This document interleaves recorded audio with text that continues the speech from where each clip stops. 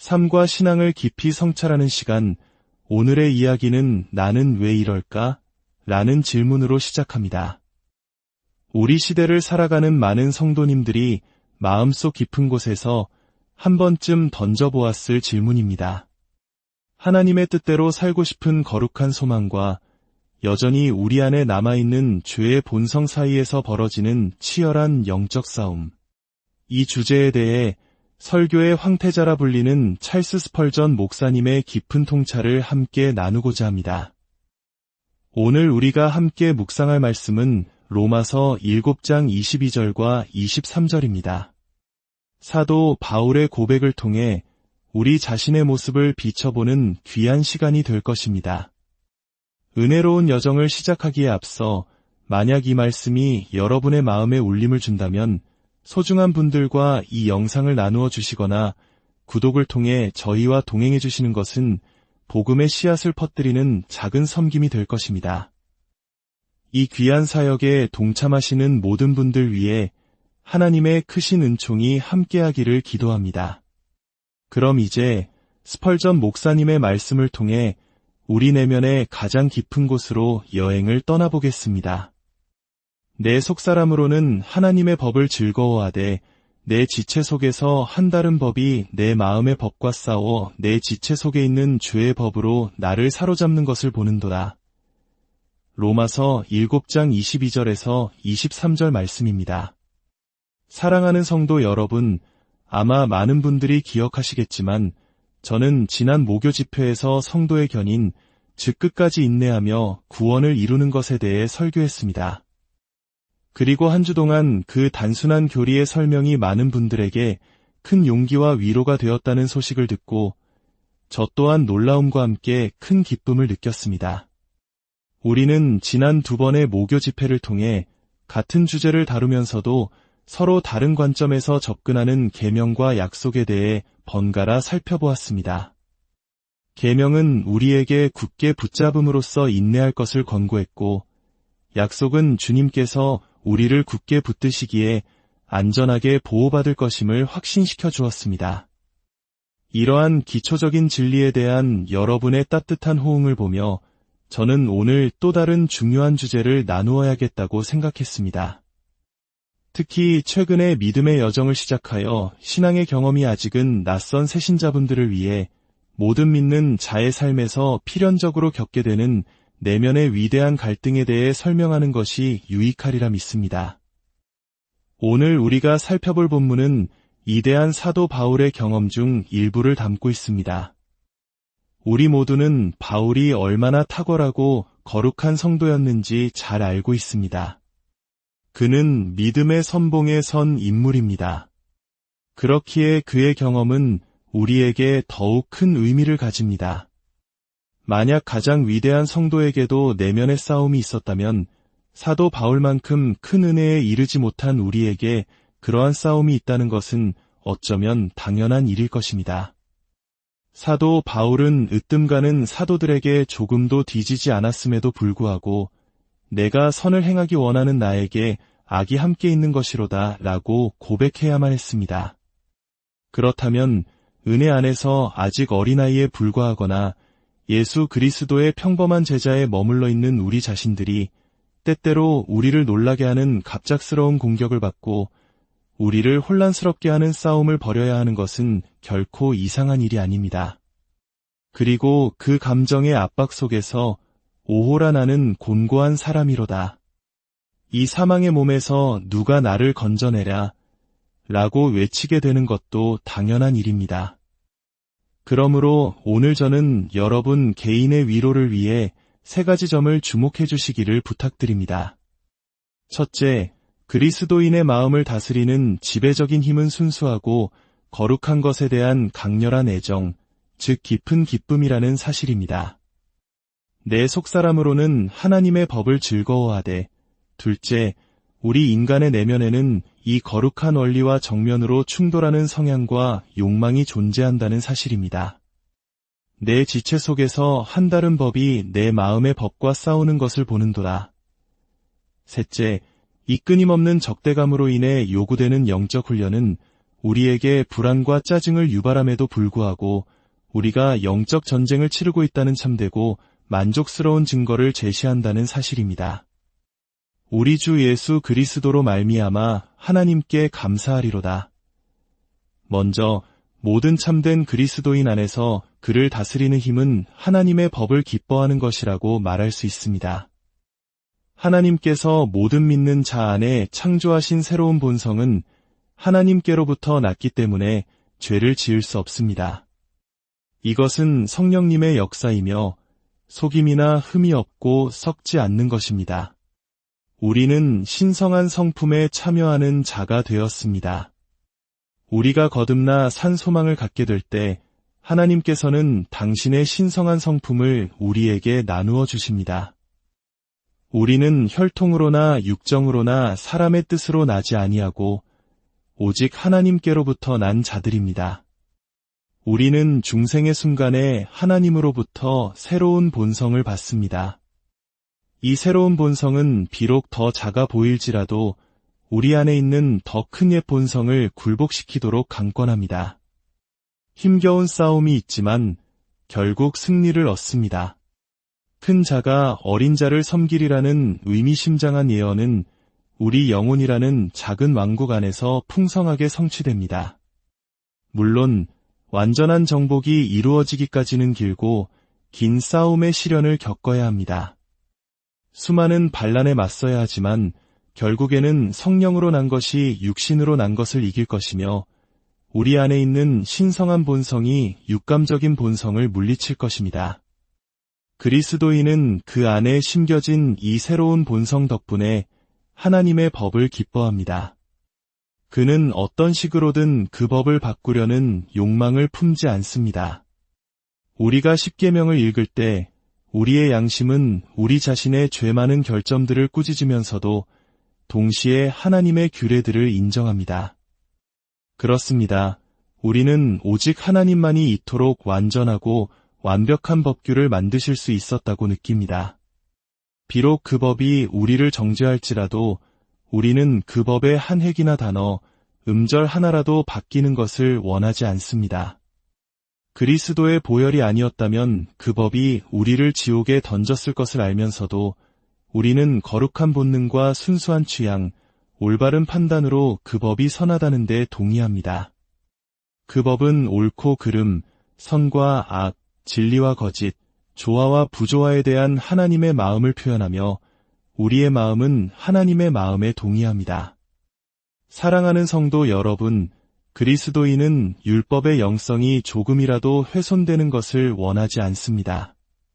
그는 율법이 자신을 정죄할지라도 그 율법의 정신 자체를 기뻐합니다. 율법이 음란한 행위뿐만 아니라 음란한 시선까지 정죄한다 한들 어떻습니까? 그는 자기 자신 안에 그 음란한 시선을 스스로 정죄합니다. 율법이 그의 마음에까지 이르러 내 이웃의 소유를 탐내지 말라고 말한들 어떻습니까? 그는 자기 영혼 속에서 남의 것을 부당하게 탐내는 것조차 죄이며 쓰라린 일이라고 느낍니다. 그는 결코 하나님이 너무 엄격하시다고 생각하지 않습니다. 그는 단 한순간도 주인님, 저는 주인님께서 심지하는 데서 거두시는 무서운 분인 줄 알았습니다. 라고 말하지 않습니다. 오히려 그는 율법이 지극히 높고 넓으며 광대할지라도 그에 동의합니다. 저는 이 자리에 계신 많은 분들이 이 말씀에 동의하실 수 있으리라 믿습니다. 거듭난 우리 모두는 속사람으로는 하나님의 법을 즐거워한다고 증언할 수 있기 때문입니다. 더 나아가 어떤 그리스도인도 주님의 계명 중 어느 하나라도 지키는 의무에서 면제받기를 원하지 않습니다. 그의 옛 본성은 그것을 원할지 모르지만 속사람은 말합니다. 아니, 나는 육신에게 어떤 양보도 하거나 허락을 받고 싶지 않다. 어떤 죄에 대해서도 변명하고 싶지 않다. 만약 하나님께서 사랑하는 아들아, 내가 특별히 좋아하는 죄가 있다면 계속해서 그 죄를 지어도 좋다라고 말씀하신다고 상상해 보십시오. 여러분은 과연 어떤 죄라도 짓고 싶으시겠습니까? 오히려 이렇게 외치지 않겠습니까? 오, 주님, 저를 모든 죄에서 깨끗하게 하옵소서. 죄는 저에게 불행이며 고통의 또 다른 이름일 뿐입니다. 도덕적 악은 그 자체로 저주입니다. 생각만 해도 몸서리 쳐지는 역병과 같습니다. 어떤 이들은 죄 지을 자유를 축복으로 여길지 모릅니다. 하지만 우리에게 죄 지을 자유는 이중의 족쇄를 차는 것과 같습니다. 그리스도에 대한 순종을 잠시라도 늦출 수 있는 허락은 빛의 길과 평화의 길을 버리고 어둠과 위험 속으로 잠시 벗어나 건강의 광채를 고통스러운 혼란과 찌르는 아픔과 맞바꾸는 허락일 뿐입니다. 형제 여러분, 여러분이 진정한 신자라면 주님의 법규를 어길 허락을 구한 적도 앞으로도 결코 구하지 않을 것이라고 저는 확신합니다. 그리스도인의 거듭난 본성은 또한 하나님의 마음에 따라 거룩한 율법을 힘써 지키기를 원합니다. 만약 우리 중 누구에게라도 무엇이든 구하는 것을 주시겠다고 제안하신다면 밤의 환상 중에 주님께서 솔로몬에게 하셨듯이 내가 내게 무엇을 줄고 너는 구하라고 말씀하신다면 우리는 무엇을 구하겠습니까? 저는 우리 중 누구도 부나 명예, 심지어 지혜조차 구하지 않을 것이라 믿습니다. 제가 다른 어떤 축복보다도 탐낼 선물은 바로 거룩함, 순수하고 흠없는 거룩함입니다. 이제 그리스도 안에서 나의 몫을 가졌고 그분의 이름으로 나의 죄가 용서받았음을 알기에 내가 다른 모든 것보다 더 바라는 유일한 것은 죄로부터 완전히 자유로워지는 것, 그리고 단 하나의 실수나 태만의 죄도 없이 흠없는 삶을 사는 것입니다. 그리고 머지않아 그 소망은 이루어질 것입니다. 우리는 그분이 있는 그대로의 모습을 볼 때 그분과 같이 될 것입니다. 그분을 있는 그대로 보고 그분과 같이 되기 전까지 우리는 항상 영혼의 안식을 얻지 못할 것이며 더 큰 은혜를 부르짖고 우리 안의 악을 정복하기 위해 싸울 것입니다. 이제 두 번째로 갈등의 부분으로 넘어가겠습니다. 하나님의 법을 기뻐하는 마음이 있는 곳에는 동시에 지체 속에 있는 또 다른 법도 존재합니다. 이것이 바로 사도 바울이 말하는 것입니다. 우리 각자의 안에는 죄의 법이 있습니다. 우리의 눈이 밝히 뜨여 있다면 그것이 활발하게 활동하지 않을 때조차 항상 보입니다. 누군가가 자신에게는 죄를 지으려는 경향이 없다고 말하는 것을 들을 때마다 저는 그가 자기 자신을 제대로 들여다보지 않았다고 생각합니다. 살아계신 하나님을 떠나려는 불신앙의 악한 마음이 어딘가에 존재함을 발견했을 것이기 때문입니다. 이 악한 본성은 때로 잠자는 것처럼 보일 수 있습니다. 화약이 항상 폭발하는 것은 아니지만 언제나 폭발의 위험성을 안고 있는 것과 같습니다. 작은 불꽃 하나만 닿으면 즉시 폭발할 준비가 되어 있습니다. 독사는 또아리를 틀고 가만히 있을 때에도 그 이빨에는 치명적인 독을 품고 있습니다. 우리 본성 안에는 만약 하나님의 주권적인 은혜가 막지 않으신다면 가장 위대한 성도라도 지옥으로 보낼 수 있는 무언가가 있습니다. 모든 하나님의 자녀의 마음속에는 작은 지옥이 있으며 오직 위대하신 하나님만이 그 안에 거하는 악한 죄를 다스릴 수 있습니다.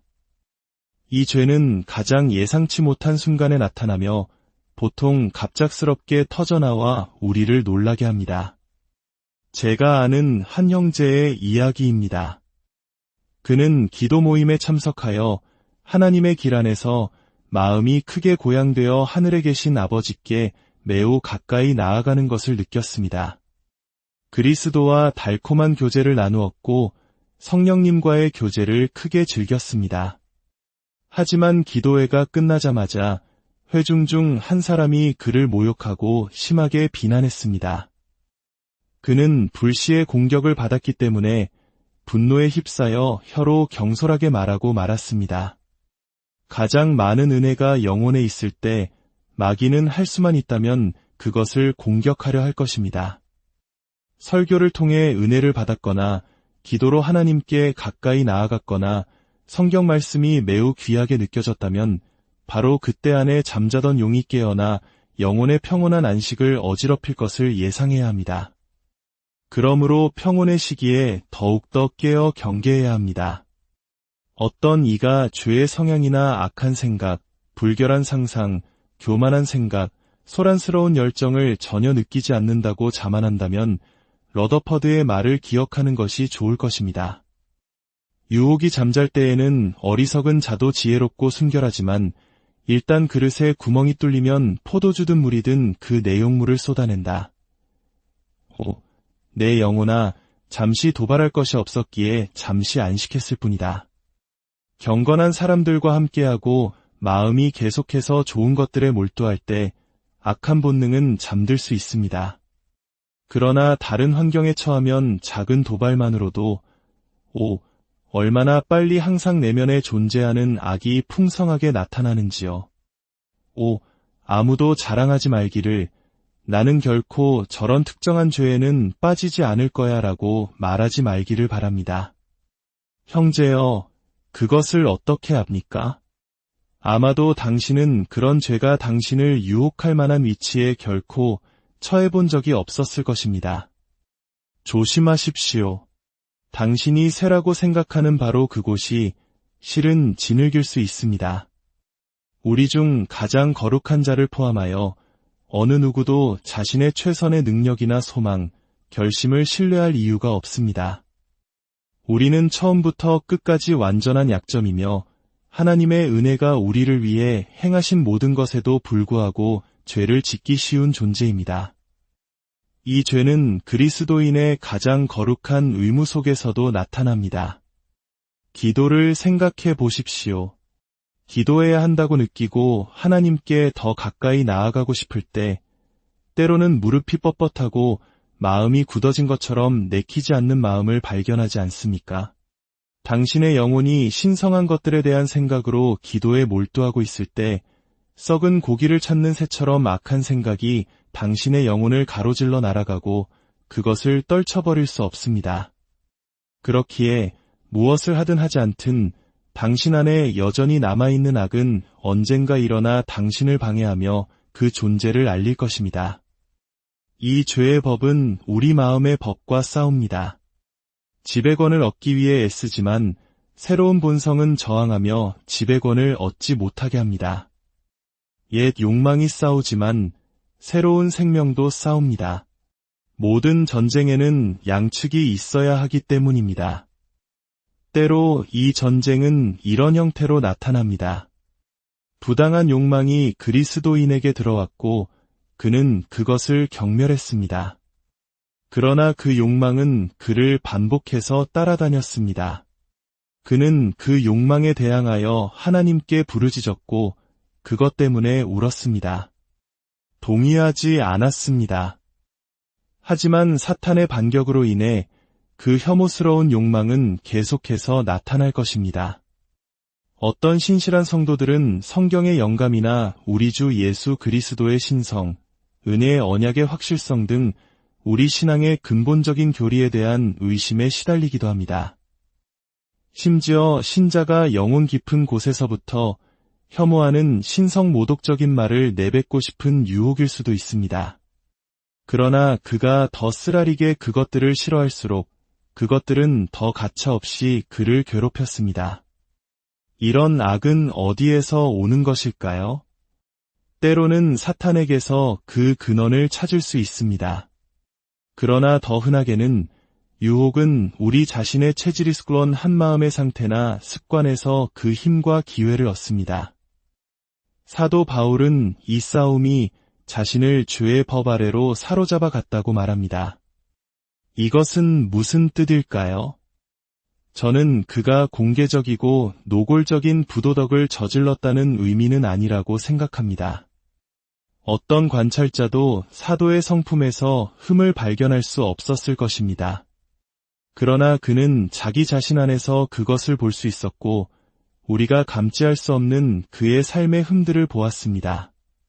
착한 사람이 자신의 결점을 한탄하는 것을 들을 때 저는 세상이 어떻게 말할지 압니다. 그들은 그의 말을 고지곳대로 듣고 그가 자기들과 같다고 생각할 것입니다. 반면에 당신이 그를 알고 그의 삶과 언행을 관찰하고 공정하게 판단한다면 모든 경건한 사람은 욥과 같이 온전하고 정직하여 하나님을 경외하며 악에서 떠난 자라고 말할 수밖에 없을 것입니다. 그러나 바로 그 사람이 자신의 흠을 가장 먼저 보게 될 것입니다. 왜냐하면 그는 다른 사람들보다 더 많은 빛을 가졌고 거룩함이 무엇인지에 대해 더 높은 이상을 가졌으며 무엇보다도 다른 사람들보다 하나님께 더 가까이 살기 때문입니다. 그는 하나님이 무한히 거룩하셔서 하늘이라도 그분 앞에서는 깨끗하지 않으며 그의 천사들에게서도 어리석음을 발견하셨다는 것을 압니다. 그러므로 율법의 거울에 자신을 비추어 보는 모든 사람은 이전에는 결코 보지 못했던 자신 안의 더러움을 봅니다. 욥이 말했듯이 내가 주께 대하여 귀로 듣기만 하였사오나 이제는 눈으로 주를 배움나이다. 그러므로 내가 스스로 거두어드리고 티끌과 제 가운데에서 회개하나이다. 이 싸움으로 인한 포로 상태는 우리 마음에 의심을 심어줍니다. 내가 과연 하나님의 자녀인가? 그렇다면 나는 왜 이 모양인가? 나는 원하는 대로 기도할 수 없다. 내가 하나님의 자녀라면 나의 경건 생활이 방해받지 않았을 것이다. 영혼이 내재된 죄로 인해 그리스도 안에서의 자신의 안전에 대해 의심을 품게 될 때 얼마나 큰 포로 상태에 빠지게 되는지요. 이제 마지막 세 번째 요점입니다. 우리가 영혼 안에서 전쟁을 경험할 때 그것이 그리스도인 경험의 흥미로운 단계라는 것을 기억하는 것은 위로가 됩니다. 죄 가운데 죽은 자들은 결코 이런 것들을 맛보지 못합니다. 우리가 독선적이고 율법 없이 방탕하며 죄가 우리 안에서 죽었다고 생각하던 때가 있었습니다. 우리는 허물과 죄로 죽었으면서도 우리 자신의 의를 자랑했습니다. 이러한 내적인 갈등은 우리가 살아있다는 것을 보여줍니다. 비록 원하는 것을 할 수는 없을지라도 죄를 미워하는 생명이 영혼 안에 있다는 증거입니다. 고통이 있는 곳에 생명이 있습니다. 하나님의 가장 위대한 성도들도 정확히 같은 방식으로 고통을 겪었습니다. 당신이 걷는 천국의 길은 결코 외롭거나 이상한 길이 아닙니다. 마르틴 루터에 대해 읽어보십시오. 그 위대한 용감한 사람은 유혹의 학교에서 가르침을 받아 신학의 대가가 되었습니다. 그의 마지막 시간조차도 혹독한 갈등으로 가득 차 있었습니다. 이 로마서 7장은 바울의 삶에 대해서도 같은 증언을 합니다. 그러므로 이상한 일이 당신에게 일어난 것처럼 낙심하지 마십시오. 저 높은 곳, 흰옷을 입고 끝없는 노래를 부르는 성도들을 바라보십시오. 그들에게 승리가 어디서 왔는지 물어보십시오. 그들은 죄를 짓지 않거나 스스로 완벽해서가 아니라 오직 예수님의 피를 통해서라고 말할 것입니다. 한때 그들도 여기서 싸웠고 눈물로 침상을 적셨습니다. 우리처럼 죄와 의심과 두려움과 힘겹게 싸웠습니다. 가장 풍성한 위로는 2장의 마지막 구절에서 나옵니다. 바울은 어떻게 구원받을 수 있는지 물은 후 이렇게 대답합니다. 우리 주 예수 그리스도로 말미암아 하나님께 감사하리로다. 그의 이름을 예수라 하라. 이는 그가 자기 백성을 그들의 죄에서 구원할 자이심이라 하니라. 죄의 책임뿐만 아니라 죄의 권세로부터도 구원하십니다. 주 예수께서 우리 죄에 치명타를 가하셨다는 것이 얼마나 큰 자비입니까? 그분은 죄의 머리를 부수셨습니다. 죄는 엄청난 생명력을 가진 괴물이지만 이제는 등이 부러지고 다리가 부러지고 머리가 깨진 괴물입니다.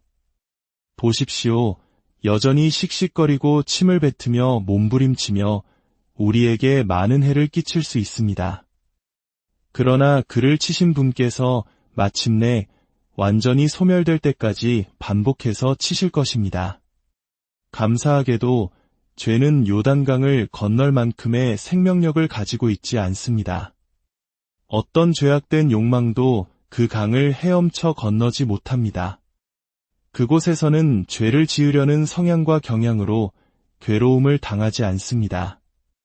예수 그리스도께서 이 모든 것을 하실 수 있다는 사실에 기뻐합시다.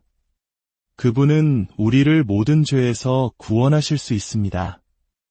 피로 우리를 사신 분께서는 그토록 비싼 값을 치른 것을 값싸게 잃어버리지 않으실 것입니다.